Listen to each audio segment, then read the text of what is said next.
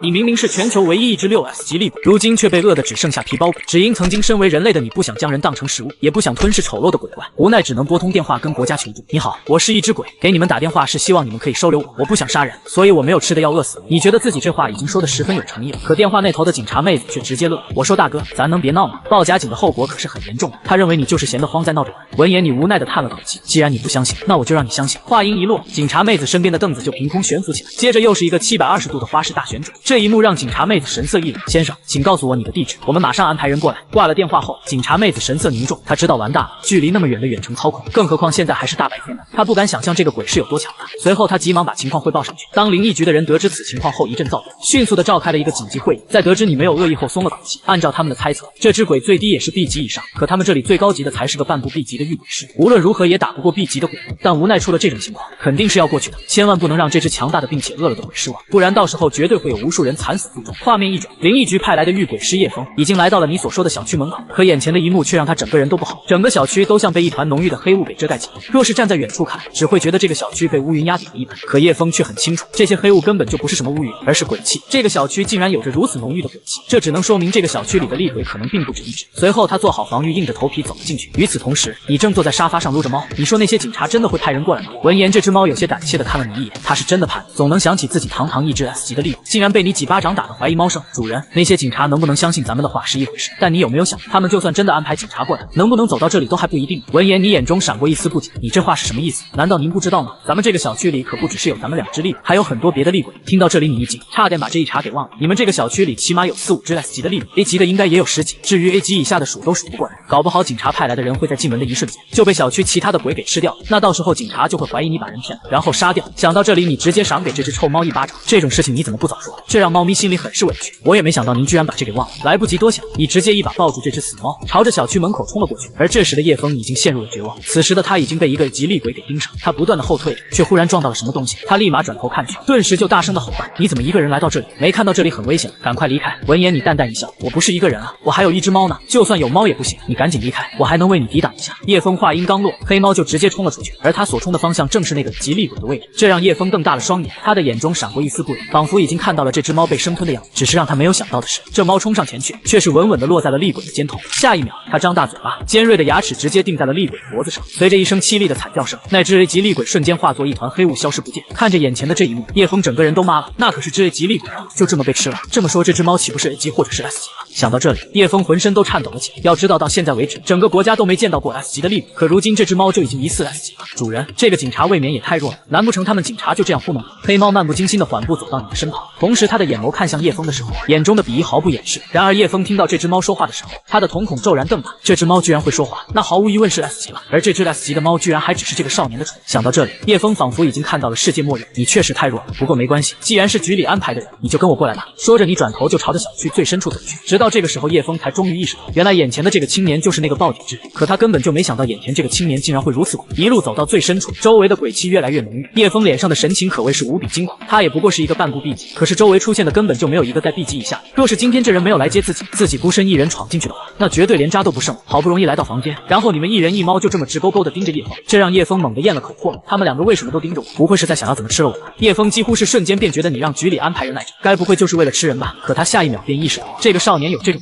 好像根本就用不着这样。他若是愿意，全世界都是他的食物。这时你缓缓地说道：“你来之前，你们局里的人没有和你说吗？我给你们打电话就是为了不想无缘无故的杀人。可是我也是会饿的，也需要吃东西。”闻言，叶枫木讷地点了点头。局里给他打电话的时候是专门说了这么一句话，但是谁能想到竟然真的会有一个厉鬼不主动吃人。随后他怀着忐忑的心问道：“那你想要得到什么呢？”你也不拐弯抹角，直接开口问道：“你们灵异局里不是有一种东西叫做魂石吗？听说吸收魂石里的能量就可以不用吃人。我们确实是有这么一个东西，只不过这件事我做不了主，需要向上面汇报。”闻言，你点了点头表示理解。这自然不是一个小小的警员能够答应下来的事。随后你就将他送出了小区。叶枫以最快的速度回到了灵异局，然后把自己所知道的所有事情全部汇报了上去。这个世界不是想象中的那么安全，全球鬼气复苏，人鬼并存。A 级的厉鬼已经有了可以独立思考的，有的 A 级厉鬼还能伪装成人类，甚至还能升级到 S 级。级，这一点樱花国就颇有经验。前段时间就有个裂口女鬼升级到了 S 级，所以如今的小樱花已经基本成为了厉鬼的天下。总的来说，如果一个国家出现了一个 S 级别的厉鬼，那便是这个国家陷入国难的时候。至于 SS 级的厉鬼，至今为止都没有出现过。当出现 S 级厉鬼这一消息传到高层这里时，国家灵异总局马不停蹄地召开了紧急会议。在总局长说出了北海市现在的紧急情况后，就让大家讨论着要怎么处理。考虑到你没有恶意，最终一致决定由情报部长柳如烟和遇鬼部长陈泽一起前去对接。随后一行人就来到了你家小区门口，不过此时却多出了一个人，是研究部部长蒋泽。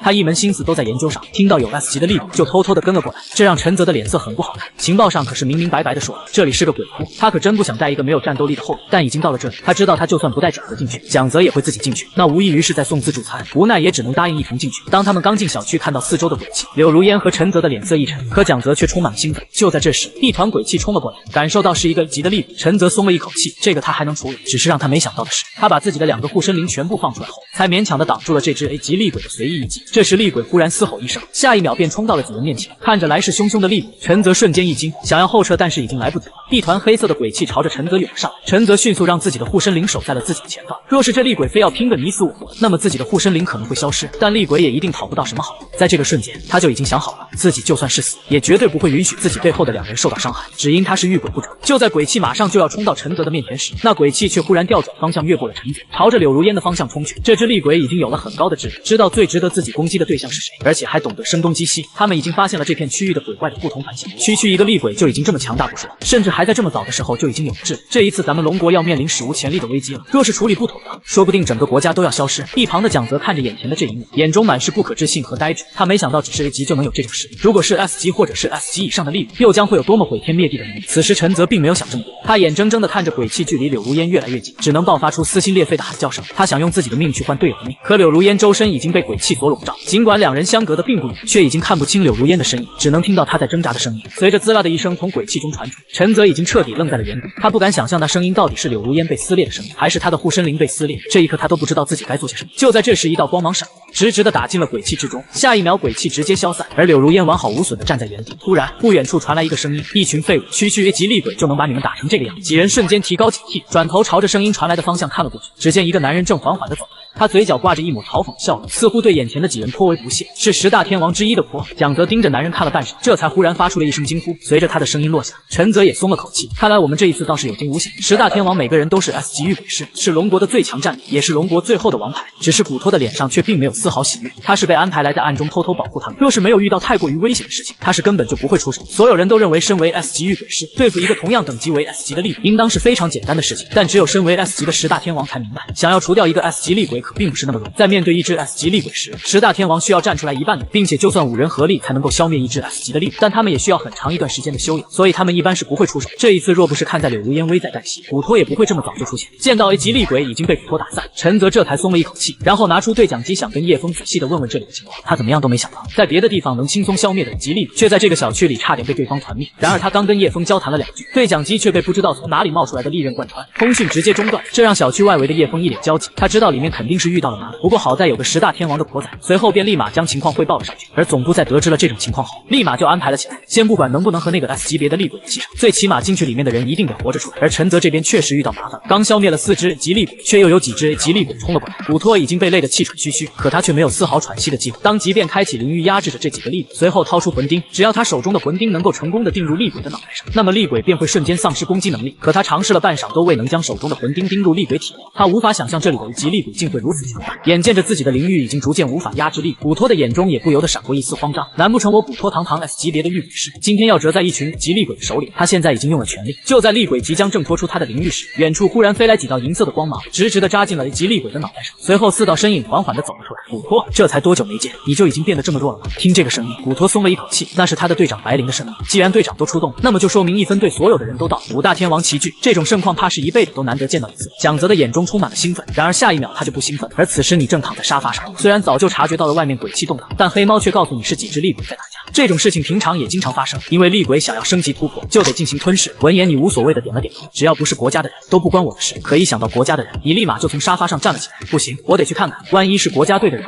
毕竟之前叶枫可是说了会尽快安排人过来。想到这里，你立马出门，可刚一走出门就察觉到了一阵鬼气正在释放。这是谁的鬼气？怎么这么紧？闻言黑猫当即说道：“是隔壁那栋楼的一只 S 级厉鬼，不过他挺弱的，咱们就别管他了。”但你却并未答应。如果这只厉鬼想要对国家的人动手，这不是在断我的饭碗吗？话音一落，你直接朝着隔壁楼走去。见此，黑猫有些无奈的叹了口气，区一个 S 级，在这位面前是翻不起浪花来，自己就是一个很显眼的例子。当你来到隔壁楼的时候，发现一个鬼正在偷偷摸摸的干着什么。小子，你在干什么？见状，这只厉鬼微微的转头看向你，发现你身上没有鬼气，便认为你是一只小鬼。小子，惹到我你算是踢到铁板。说着便直接释放一道鬼气朝你涌过来。见此，你的脸上毫无波澜，甚至看都没去看这道鬼气。正当这只厉鬼还在疑惑你为什么一点也不慌的时候，下一秒他就明白，只见那鬼气在冲到你面前时，不知为何就消散在了空中。这让厉鬼愣了半晌，虽然他不知道你到底用了什么样的方法，但他下意识的就爆发出了自己的鬼，想要将你给吞噬掉。一个 S 级厉鬼所爆发的鬼域，其威力自然是不言而喻。外面正在战斗的10大天王之一的邓小小，迅速的就感应到了 S 级鬼域的能量，他最擅长全方位探测，立马大声的吼道：“宋哥，赶快开启最强护盾！”10大天王之间互相极为信任，宋哥二话不说，直接开启了最强护盾。在鬼域刚好袭来之时，宋哥的护盾也成功的把所有人给罩上，黑压压的鬼域瞬间笼罩了几人的头顶，他们满脸震惊的看着头顶的鬼，是 S 级厉鬼释放出来的，难道是那只 S 级厉鬼想对我们动手？邓小小喃喃的说着，他的脸上充满了不可置信，先前从未遇到过 S 级厉鬼，自然也根本就不知道 S 级的厉鬼究竟有多么强大，如今算是近距离深刻的体会到。白灵脸色凝重，似乎是在思考着要怎么应对。就在这时，邓小小忽然再次出声，这鬼域似乎不是针对我，他汇聚的能量压根就不在这里，刚才只是因为能量爆发，所以我们才被波及到，也就是说前方一定是出现了什么突发事件，导致让他释放了鬼域。此话一出，所有人的脸色一变，能让一个 S 级的厉鬼释放鬼，怕不是什么简单的事情，所以下一步该怎么做？所有人都将目光汇聚在白灵身上，白灵是队长，是这里身份最高的人，自然是要听从他的命令。只是白灵还未来得及说些什么，邓小小的脸色却充满了慌张。宋哥，快打开护盾！下一秒，原本已经被收回的鬼域再次展开，感受到比上次更加强大的鬼域，一时间所有人都沉默了下来，都已经被眼前的鬼域给震撼到。这鬼域的阶层在不断攀升，到最后甚至直抵5阶，这是4阶巅峰鬼域。若是再让他这般发展下去，哪怕是我们10大天王齐聚，也无法对此进行任何抵抗。邓小小说完咽了口唾，然后转头望向了一旁的白灵，他的这番话白灵又怎么会不知道？一个 S 级厉鬼的鬼域竟然已经抵达4阶巅峰，若是步入5阶，再继续突破，甚至可能会抵达 SS 级。若真的达到了这种等级，那龙国的遭遇不用想就知道后果。好在鬼域压制的也并不是他，但凡今日厉鬼施展鬼域的目标是5大天王，又或者是整个北海市的百姓，那么后果将不堪设想。S 级厉鬼所过之地，寸草不生，这可不是说着玩的。想到这里，所有人的脸色瞬间沉了下来。这厉鬼若是真的现世，整个龙国可能都将会不复存在。白灵的脸上满是严肃，他缓缓的开口：“我们继续深入探查，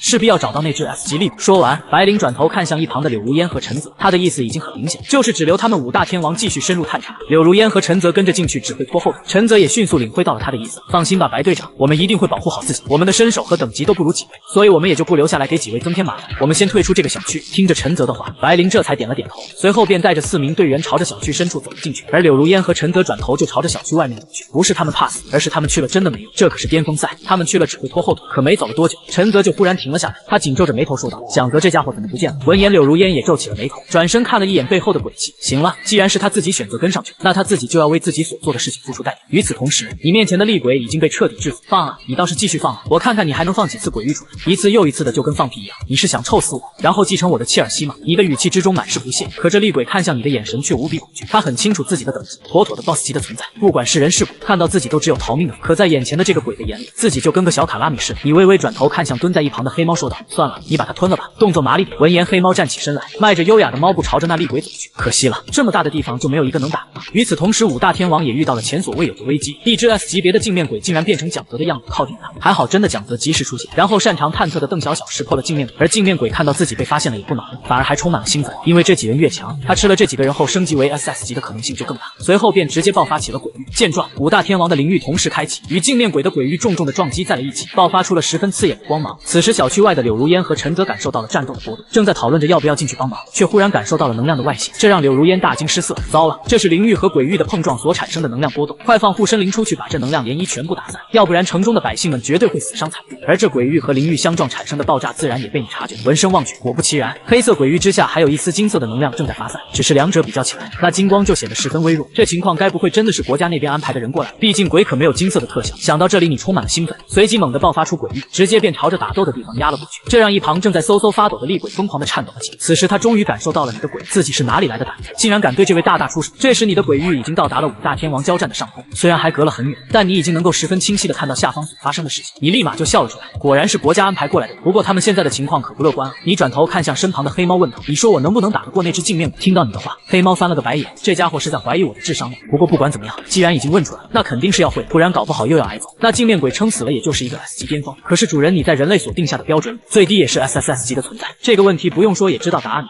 黑猫的的话让你浑身一震。我最低也是 SSS 级别吗？我有这么厉害的吗？一直以来我都以为是他们太弱，现在才知道原来我是这么的强大。当即便准备过去救人，可这时黑猫却迅速的挡在了你身前。主人，我有个建议。黑猫的脸上充满了凝重，见此你急忙问道：有什么快说。主人，咱们身为鬼，根本就没有必要现身去救人类，而且他们那么弱，这个世界是弱肉强食，人类根本就没有抵抗我们的能力，何必去拯救他们呢？黑猫这番话说的真情实感，而你却很不爽了。你个死猫，当时不是你说人类有魂石可以让我吃的吗？我不去救他们怎么吃饱？就这么饿着吗？你想饿死我吗？难道你也想继承我的切尔西不成？黑猫是真没想到你会这么认真，而且当时他只是为了活命而已才说出来，并且他也以为你是想逗警察过来，然后弄死。就在你不想理会这只黑猫想要冲进去救人的时候，黑猫接下来的话却让你直接愣住。主人，有一件事情你可能还不知道，过不了多久便会爆发鬼潮，到时候这么弱的人类，你觉得他们能活得下去吗？黑猫的这些话让你很是震惊。鬼潮是什么东西？为什么鬼潮来袭，人类就一定无法存活？主人，鬼潮顾名思义就是将会出现无数厉鬼。一开始的人类世界是没有厉鬼，而造成现在人鬼共存的局面，就是因为鬼界大门开过一小会，有一批厉鬼随之来到了人类世界。可再过不久之后，鬼界之门将会大开不再关闭，届时万鬼降临，这个世界的生物都将会全体覆灭。所以主人，你真的完全没必要看重那群人类，所以也不用去救。听到这里，你的周身瞬间爆发出一股强大的鬼气，这让黑猫无比恐慌。他心中十分清楚，若是你真的对他起了杀念，那么他连1秒都撑不过去。听到黑猫的话，你眼神微眯，似乎是在思考些什么，这让黑猫整个心都提了起来。随后你转头看向黑猫，好了，以后你就叫大嘴了。听到这个，黑猫心中舒了一口气，至少证明你现在不会杀他。好了，大嘴，人我是一定会去救的。在你看来，鬼和人类本就是对立面，或许你的想法没错，但我曾经也是人类，而且你身为一只猫，是不会知道什么叫做团结就是力量。我相信人类绝对会度过这次鬼潮危机的。至于你，如果你有别的想法，可以离开我的身边，而且你本来就是我捡，无论你之后想做什么，都是你自己的自由。闻言，黑猫无奈地叹了口气，好吧，主人，既然你已经决定，那我就支持你，我会跟着你的。他本以为自己这番话说出来之后，你会感觉到很高兴，没成想你只是转头不屑地看了他一眼。你支持不支持有什么用处？不管你乐不乐意，都无法阻拦我。这让黑猫一时间不知道该说些什么。是啊，打又打不过。对了，主人，这只鬼怎么处理？它太丑了，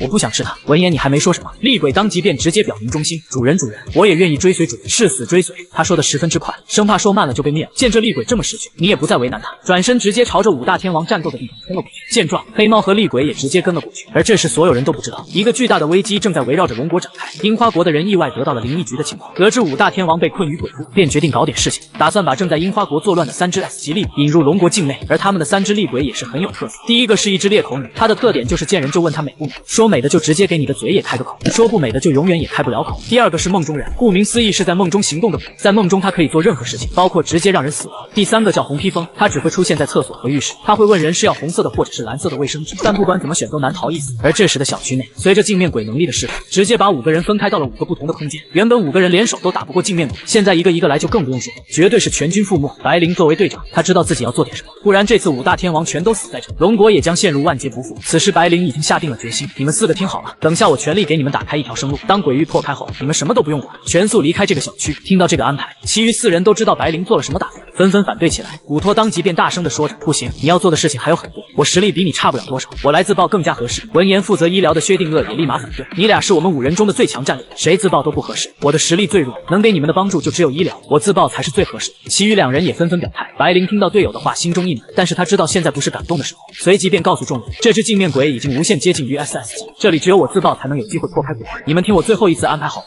听到这里，几人都再也没有开口说话，他们知道队长已经下定了必死的决心，而自己将再也见不到队长了，因为自爆之后连骨灰都不会留下。这时白灵缓缓地闭上眼睛，随后猛地睁开，眼神中充满了坚定。下一秒，一道璀璨无比的金光从白灵体内涌出，随后金光越来越亮，犹如太阳一般炽热。这是白灵一直以来引以为傲的资本，也是他为了保护国家和人民最后的力量。骄傲的他原本以为可以一直守护国家直到老死，没成想现在才20多岁就要结束了生命。随后他心中默默念叨：永别了我的祖国，永别了我的家人，永别了我的队友们。下一秒，白灵体内的金光开始疯狂收缩，慢慢的收缩成一个只有拳头大小的能量球，接着能量球上慢慢的开始有裂纹出现。与此同时，正在急速狂飙的你感应到什么，随即便向大嘴问道：大嘴，那金色的光是个什么情况？闻言，大嘴看向那道慢慢收缩的金光，随即眼里闪过一丝惊讶，这是人类遇鬼师将要自爆而开始收缩的能量，没想到这群人类里竟然还有这么血性的人。自爆，听到这个你整个鬼都不好了。随后你体内鬼气猛地爆发，下一秒身影就消失在了原地。而此时白灵的自爆已经到了最后的临界，就在他闭上双眼准备光荣赴死之时，却猛然被一股能量控制，接着他就惊骇地发现自己自爆的能量瞬间安稳地回到体内，而且还直接从镜面鬼的鬼域里中脱离了出来。什么情况？白灵一脸疑惑，他能感觉到是有人救了他，这可是5大天王联手都破不开的鬼域，竟然被人顷刻间破开了，而且刚才自己已经到了自爆最后的关头，这都能被压制回去，不敢想象出手的人是有多么的强大。白队长，你们刚才都到哪里去了？其他人呢？原来是正躲在角落嗖嗖发抖的贾斯特，看到了忽然出现的白灵，便冲了过来。蒋泽的话让白灵都不知道要如何指挥的，总不能说自己莫名其妙的就出现在这里吧。随即便想到自己的队友还在里面，他没有丝毫犹豫，转头就再次对着鬼域冲了进去。就在这时，4道身影直接从鬼域里砸了出来，随后砰砰砰的摔在了地上，然后4人狼狈的爬了起来，都是一脸懵逼加疑惑的看向对方。与此同时，镜面鬼正在愤怒的咆哮着，因为他察觉到被自己困住的那5人的气息消失了，很明显是被人救走了。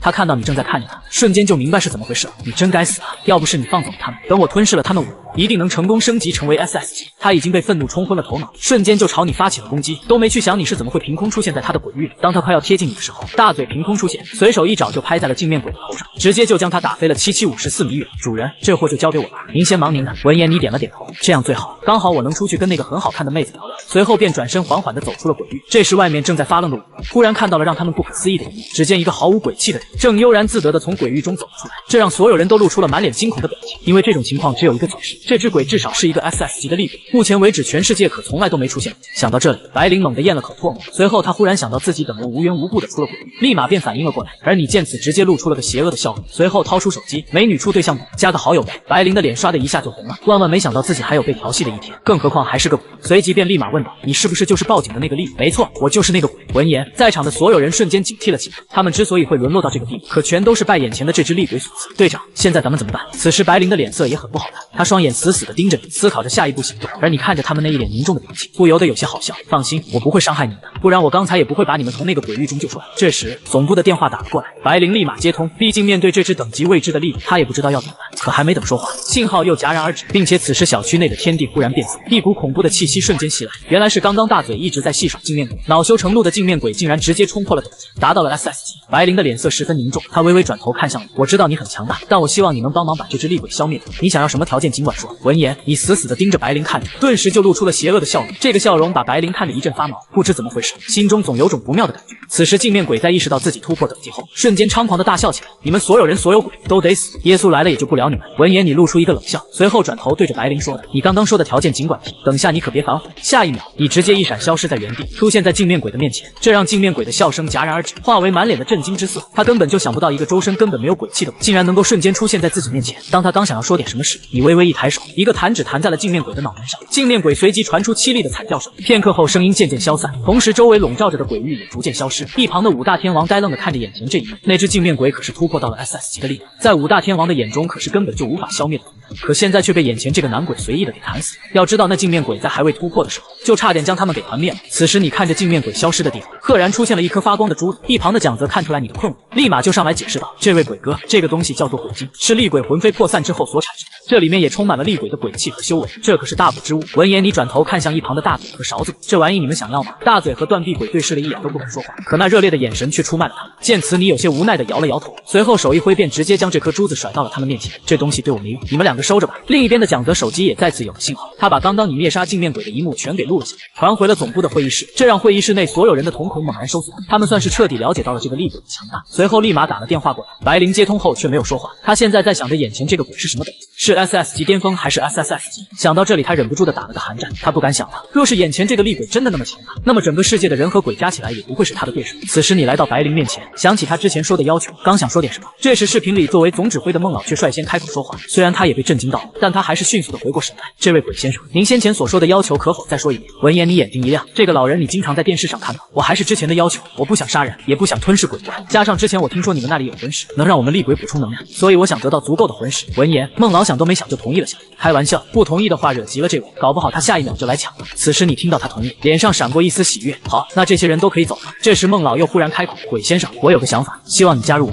不知道您意下如何？孟老的这话刚说出来，所有人的脸上都迸发出了紧张的表情，更多的还是恐慌和震惊。这可是一只厉鬼，而且还是一只凌驾于 SS 级厉鬼之上的存在，让这么一只厉鬼加入，这不是把所有人的命都吊起来了吗？可尽管所有人都十分惊慌，但他们也不曾有一个人开口反对，反倒是你在听到这个意见后，竟低头沉思了起来。我可以加入，但是我有一个问题，我要是加入，你们会不会有什么福利待遇？你的这些话让孟老很是诧异，他不知道你这个顶级的存在还需要什么待遇，不过还是开口吧。这样，我可以为你专门设立一个厉鬼部，这个部门全权归你所管，如果有什么任务需要你们帮助时，你们再来就好了。当然了，你们的生活用品和魂石，我们全都无限供应，只要你能加入我们，并且不做任何伤害人的事，一切条件随你提。听完孟老的话，你算是明白了，就是只要你愿意加入，吃住都有保障，还有编制，这可是你前世从未有过的待遇。刚想要答应下来，这时孟老背后的会议室大门却忽然被人推开，所有人都下意识地看向了走进门来的那个。大家都知道孟老老现在正在开会，敢在这个时候推门而入，一定不会是太过简单的小事。果不其然，走进门来的那个情报人员脸上充满了焦急。孟老，咱们边境线现在已经危险万分，来自樱花国那边的3只 S 级厉鬼已经到了边境线。不久之前我们派出去的5大天王已经身受重伤，阻挡不住了。闻言，孟老的脸色瞬间就阴沉了下来，还没来得及说什么，这边的白灵通过视频听到后，当即便说道：“孟老，让我们去吧，我们5个人还有再战之力，如今已经是危在旦夕，根本就容不得半点差错，更来不及拖拖拉拉。”而白灵的话也刚好迎合了孟老的想法，他沉重地冲着几人点了点：“你们有这个想法就好，那现在你们马上赶赴边境线支援。”闻言，白灵几人重重地点了点，他们每个人脸上都带着视死如归的神情。在安排好一切后，孟老继续对着你问道：“鬼先生，您觉得我的建议如何？”然而你却并没有回答，反而是问道：“你们刚才说边境那边很着急吧？”闻言，孟老那苍老的脸上露出了疲惫之色，良久之后才重重地叹了口气，然后对着你点了点头，表示确实如此。见此，你并没有多说什么，而是身影一闪，直接消失在了原地。黑猫和勺子鬼也急忙跟了过去，这让所有人都一脸懵逼，不明白你为什么忽然就走了。而你的消失则让会议室里的人立马炸开了。这3只厉鬼去做什么？难不成是他们看不上咱们的条件，嫌弃咱们的待遇不好生气了吧？那他们该不会是要联合那3只厉鬼来灭了我吧？孟老也是死死地皱着眉头，他自然也不知道你去做什么，但一想到你如果真的选择联合那3只 S 级厉鬼，那整个国家的结局除了等死之外，也就只有等死。可若是你选择帮助他们的话，想到这里，孟老摇了摇头，他刚才都没有答应我们的条件，又怎么可能会帮助我们？如今只能祈祷他不对我们出手。与此同时，你正朝着边境线赶过去，你当然是不会对龙国动手。刚刚只是在听到孟老说很着急，你便急忙朝着边境赶过去。而这时的边境线上，其余的5大天王正对战着那3只 S 级的厉鬼。其实他们在过来的时候就已经做好了最坏的打算，那就是他们集体自爆，拼死也要阻挡这3只厉鬼踏入境内。此时他们都已经到了油尽灯枯的局面，刚刚他们已经设计将那3只厉鬼给汇聚到了一起，他们不知道自己的自爆能不能杀死他们，但是最起码也能让那3只厉鬼重创。只要能拖缓3只厉鬼的行动脚步，为龙国争取时间，那他们的任务便算是完成了。此刻5大天王的脸上纷纷浮现出一副视死如归的表情，而樱花国那边则一片喜庆，他们通过观测卫星可以清楚地看到现场的场景，甚至这时候他们都已经开上了香槟啤酒准备庆祝一番。同时其他国家也在观测着龙国的战斗情况，他们自然是很乐意吃瓜，都是一副幸灾乐祸的表情。倒是毛熊国想要帮助龙国，可惜他们现在是自顾不暇，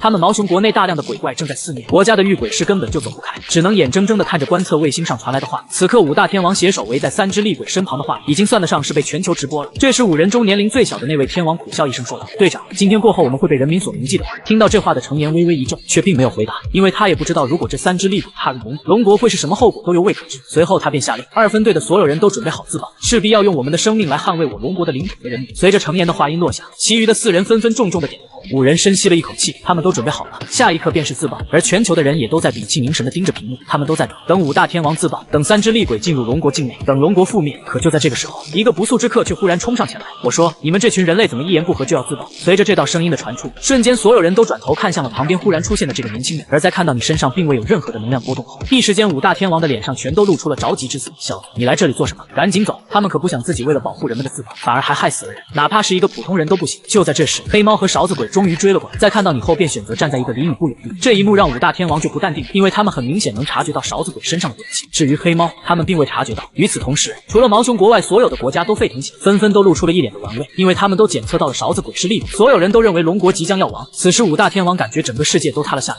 对他们来说死亡并不可怕，可怕的是他们挡不住这群 S 级厉鬼踏入龙国，甚至现在就连自爆也挡不住。此时此刻，他们是真的不知道该怎么办。这时你缓缓地朝着樱花国内3只 S 级厉鬼走过去，这一幕让5大天王的脸上都充满了惊愕，随后便露出一脸绝望的眼神看着你。而全世界看到这一幕的都在笑你是个傻波一。在你朝着3只厉鬼走过去的同时，他们也纷纷注意到了，在他们的眼里，你同样也是一个没有任何灵力的工人。若是厉鬼的话，他们还会考虑一下动不动手。这时你已经走到他们身前，接着缓缓地说道：“你们3个想要来入侵我龙国，也不掂量一下自己有几斤几两。”闻言，站在最前方的裂口女却并不生气，她慢慢地走到你的身前问道：“小帅哥，你看我美不美？”可当你注意到他的脸时，整个鬼都亚麻呆住，这特么吓本鬼一跳，于是便愤怒地咆哮着：“你那张嘴都已经裂到耳根了，还问我美不美？难道你心里就没点鬼数吗？”你这话让裂口女脸上的笑容瞬间消失，她恶狠狠地盯着你，眼神中充满了恨意。你竟然敢说我不美，你怎么敢？你该死，你真该死啊！裂口女冲着你怒吼着，周围的鬼气也随之升腾起来。这一幕让5大天王的眼中充满了惋惜，这小子要完，可惜了，他还这么年轻。这时裂口女的鬼域展开，可你的脸上却不曾有丝毫慌张，反而是面带笑意地看着眼前的这一幕。当裂口女的鬼域彻底把你包围起来后，她整个样子也发生了变化，披头散发的。见此，你不由得调侃出声：“你说你就你这副样子，跟你同身为鬼的我都嫌丢，还好意思出来问我好不好看？”漂不漂亮？我要是你就找个地方把自己给埋了。随着你话音的落下，裂口女瞬间暴怒，直接鬼气化成一把利剑朝你杀了过来。对此你只是淡淡的看了你，随后一巴掌招呼过去，一掌就打在了裂口女的脑袋上。裂口女当即便感觉到脑瓜子嗡嗡的，下一秒她周围的鬼气迅速消散。见到这一幕的梦中人急忙迎了上来，他们有着相同的目标，那就是消灭龙国，所以他自然不希望裂口女出事。在梦中人冲进来的瞬间，他鬼气猛地爆发，让这一片区域犹如遮天蔽日般，鬼气蔓延遍了整片天空。小子，你敢不敢看着我的眼睛？呵呵，有何不敢？你语气中充满了不屑，直直地盯着梦中人。片刻后，你便感觉自己好像回到了学生时代，正坐在教室里，但你对此却没有丝毫担心。这时候，教室门口走进来了一个人，确切的说是梦中人从教室门口走了进来。你抬头看了他一眼，直接问道：“听说你可以在梦中杀人，你说我要是在梦中把你给反杀了，现实中的你还会不会活下来？我挺好奇的。”说完，你不等梦中人有所反应，下一秒便已经出现在他的身后，一把梦中人给拎了起来，然后甩手就把他从楼上丢了下去。在梦中人落地的瞬间，周围的环境顷刻间消失不见，然后你冷笑着看着眼前的梦中人，眼底充满不屑。与此同时，梦中人也已经缓过神来，那毕竟是他自己的梦境，就算是真的被杀死，他也能保证自己绝对不会死在梦中。不过这下他也算是受了重伤，鬼气隐隐有着消散的模样。随后你便对着红披风说道：“只剩下你了，现在你又想对我做些什么呢？”闻言，红披风微微抬头看了你一眼，随后他伸出手指了指你的背后，这让你有些意外。转头后才发现自己不知何时已经出现在了一个带厕所的浴室。这时只听身后传来个声音：“你需要卫生纸吗？是要蓝色的还是红色的？”当你转头望去，只见红披风正站在自己身后，并且他的手中还拿着一蓝一红两卷卫生纸。见此，你露出了个邪恶的笑容：“要什么卫生纸？要你不香吗？”此时五大天王面色黯然，他们只能力不从心的看着眼前这一幕。事情已经发展到了这种地步，所有人都认为你要开洗了。这时五大天王中的其中一人说道：“队长，要不咱们想办法把那个家伙给救下，他只是个普通人，还那么年轻，死在这里真的可惜了，你心里也过意不去。”闻言，程岩没有说什么，他不能让自己的队友随意死去，他也要对背后的整个龙国人民负责。而且3只 S 级的力根本就不是他们能够消灭，不然他们之前就不会选择自保。所有人的目光都死死地盯着你被3只鬼域所笼罩的。就在这时，3只厉鬼的鬼域同时消散，而随着鬼域的消散，众人慢慢地看到一个身影，而这个身影赫然就是那3只 S 级的厉鬼已经不知所踪。这一刻，全世界都沸腾了起来。什么情况？那3只厉鬼呢？怎么消失不见了？这个问题自然是没有人回答。而这时，你则是低头看着地上的3颗鬼晶，随着你的目光，五大天王的眼神也被吸引了过来，让他们终于明白过来是什么情况，同时也让他们怀疑起了人生，不明白那3只厉鬼是怎么被消灭。而见到这一幕的大嘴和勺子鬼则直接朝你冲了过来。主人威武，主人霸气。纵然方才在小区里已经消灭了一只 SS 级的厉鬼，如今又跑来边境线消耗了这么大的体力，可见这3只 S 级的小厉鬼对主人来说依旧是一群小卡拉们。大嘴和勺子鬼不断的拍着马屁，而一旁的五大天王自然也是听到了他们的声音。直到这个时候，他们这才意识到，原来这只猫竟然也是只厉鬼。这3个鬼晶还是给你们俩，反正我也用不着。你拿起地上的鬼晶，随手就丢给了大嘴和勺子鬼，然后他们直接开始炼化起来。队长，那2只厉鬼对那个人的态度看上去如此恭敬，难不成这2只厉鬼是他养的？五大天王中有人问道，让还在震惊中的程岩回过神来。对于这个问题都不用问了好，人家都叫主人了。片刻后，大嘴和勺子鬼已经吸收完了鬼晶。主人，我们突破了。他们纷纷转头看向你。见此，你终于满意的点了点，自己身边追随的厉鬼能力足够多，倒也可以为自己提供一些帮助，总不可能次次都是我来动手。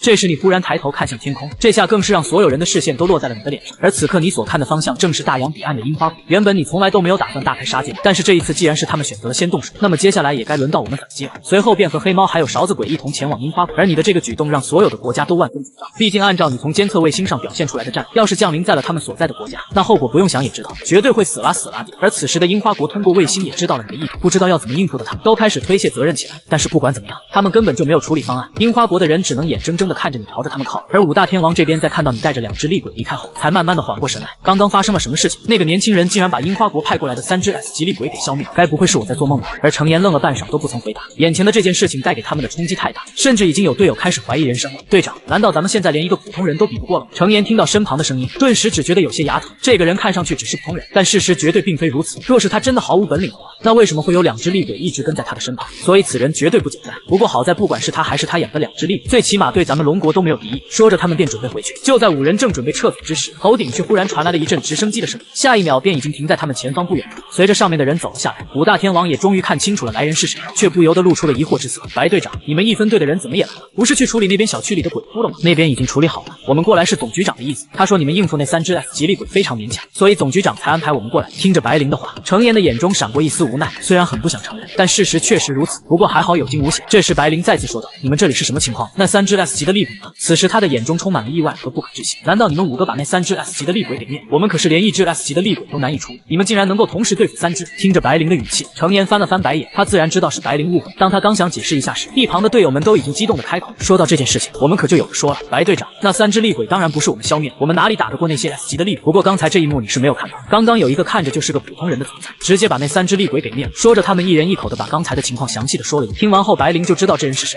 不然哪个人身后会跟着2只鬼，还刚好是有1只猫。只是那位跑得也太快了吧，甚至咱们的直升机都追不上。想到自己还欠那位的一个要求，再联想到之前那位所说的处对象，脸色就不自觉的微微一红，难不成真的要做1只鬼的女朋友了？而得知这个消息的总局也纷纷开始狂欢起来，他们万万没想到你竟然会帮龙国解决这次危机。孟老那苍老的脸庞也放松了下，可下一秒他的脸上却变得异常难看，同时倒吸了一口凉气，因为灵异局的监测仪器发出了有史以来最强烈的警报，这意味着不久后将会鬼门大开，全球鬼潮降临。而此时的你已经抵达了樱花国，就这么小的一个弹丸之地，也想撼动我们龙国？这樱花国简直就是痴心妄想。而黑猫大嘴和勺子鬼也已经开始摩拳擦掌，他们已经准备好了发动攻击。在这樱花国的街道上，很少看到人类，反倒是充满了鬼气，而路上行走的也大部分都是厉鬼，这让你露出了个邪恶的笑容。既然没有什么人类的话，那我毁灭起来就更加不会有什么负担。另一边，樱花国的首相已经决定启动火种计划。所谓火种计划，就是暗中送走一批人来当做火种，以待日后再次复国。而这一批人可并不是那些年轻人和小孩，而是他们这些当官的高层人员。这时首相说道：“既然已经决定启动火种计划，那我们就先走了也不过分吧。”而听着首相的话，所有人都顺从的点了点，他们都不想死，所以自然引得了在场所有人的同意。我们现在便直接去太空飞船，然后飞向太空。只要我们离开了，那个厉鬼就算再厉害，那又怎样？话音落下，樱花国的高层们直接行动了起来，他们就这么果断地抛弃了整个国家。可是让他们所有人都不曾想到的是，他们刚一登上飞船，站在最前面的人就停下了步伐。哎呦不错，我们终于见面了。此刻你正坐在他们的飞船上，手中还摇晃着半杯红酒，显然是已经等候多时了。这时人群中有人认出了你，满脸震惊地开口道：“他就是那个灭了3只 S 级厉鬼的恐怖分子。”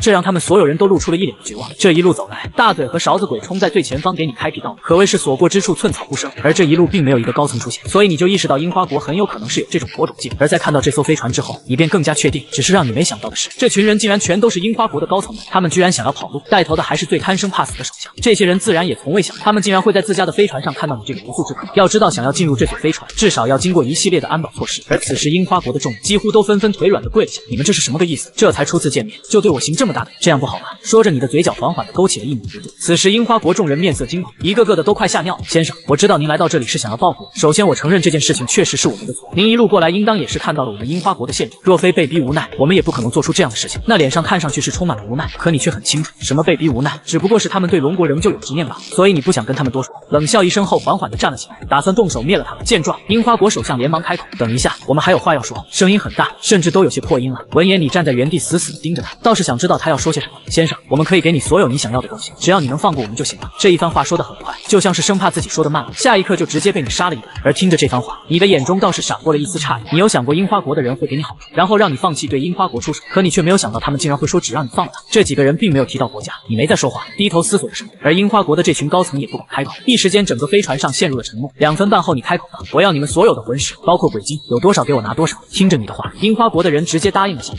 可以，但是还请你也要按照你所说的那样答应，拿了我们的东西就不要对我们动手。闻言，你没有说话，只是沉默地站着，而对方则是冲着自己背后的几个人挥了挥手：“快点，按照这位先生的要求，把我们所有的魂石和鬼晶都拿来，一颗都不准少。”片刻后，他们递过来一个包袱：“先生，这个背包里装着的都是魂石和鬼晶。”不想死的首相甚至还拿出了各种奇珍异宝，可以看出来他是真的不想死，拼尽全力的想要活下去。这些东西我就收下了，都是你们给我的礼物，如果我不收，岂不是有些不合适？你们说是吧？你的这番话让樱花国的人纷纷都露出了开心的笑，在他们看来，既然你已经收下了他们的东西，那么也就说明你一定不会再对他们动手。只是他们所有人都没想到的是，你脸上的笑容却是越来越邪恶。下一秒，你的脸色一冷，既然东西我已经收下了，那么你们留着也就没什么用。说完，你的鬼气瞬间笼罩，顷刻间飞船上的所有人都愉快的开心。这时大嘴和勺子鬼才姗姗来迟：“主人，我们已经消灭了路上的大部分厉鬼，并且这个樱花国内我们都已经看了，基本上没什么活人。”闻言，你淡淡的点了点头。既然樱花国已经完了，那么也该去下一个地方。既然那群国家都不想看到我们龙国好，都在那里看戏，自然也要去收取门票。看戏收费，这很合理吧？就在你准备动身出发的时候，却忽然意识到一阵强大的鬼气从四面八方袭来。见此，你紧紧的皱起了眉头。大嘴当即便解释道：“主人，根据这个能量波动来看，应该就是鬼潮开启，接下来整个世界都会大乱。而龙国的如果仅凭那几个所谓的天王来对抗鬼潮，是根本就不可能抵挡。而此时的龙国有2处鬼门，10大天王兵分2路，已经到达了鬼潮出口。”这时，身为10大天王之一的邓小小满脸惊恐地说道：“队长，你看那边那黑压压的一片是鬼气吗？”而看到这一幕的白灵也瞬间愣住，这怎么会忽然升腾起一阵鬼气？他的神色充满了凝重，那鬼气蔓延的速度非常快，尽管已经意识到了危险，但是想跑已经来不及了。片刻后，就已经笼罩了附近方圆百里的范围。被鬼气覆盖下的5大天王也已经不见了踪影。鬼气内，5大天王身边已经出现了大量的力，这是鬼潮刚刚开启，所以纵然是有力，也不是那么的强大，他们的级别并不高。你们要注意，我们一定不能走散了，不然碰到 S 级的厉鬼就危险。在鬼气笼罩的瞬间，白灵就已经意识到，现在他们已经彻底失去了方向。若是在这个时候走散，那么可能就永远都走不出去。而这种情况不止在龙国出现，全球所有的国家都出现了这种情况，每个国家都有着鬼潮的出口。而此时的你已经感受到从龙国那边蔓延过来的鬼气，这鬼气实在是太过强大，以至于你尽管不在龙国内，却还是能够感受到。此时你站在飞船上，双眸盯着远处的龙国，心中不由得开始担忧起来。如今的龙国应该很不乐观吧？于是你便放弃了前往其他国家收取门票的想法，准备回去龙国。可就在你准备动身的时候，你却忽然意识到自己身边也出现了一阵浓烈的鬼气，甚至面前的空气都已经开始形成漩涡，这让你微微的皱起了眉头。大嘴意识到不对劲，马上冲着你大喊着：“主人小心，快点离开此处！”可这时候已经晚了，在你刚刚准备有所动作的时候，漩涡已经形成，并且里面猛地爆发出了浓烈的鬼气，几乎是瞬间便从你的脚下冒了出来，源源不断的鬼气往外扩张，而你在毫无准备和防御的瞬间，便已经被樱花国鬼潮爆发所产生的鬼气吞噬。而与此同时，白灵为了保护队友，也被这种鬼气漩涡给吞噬了进去。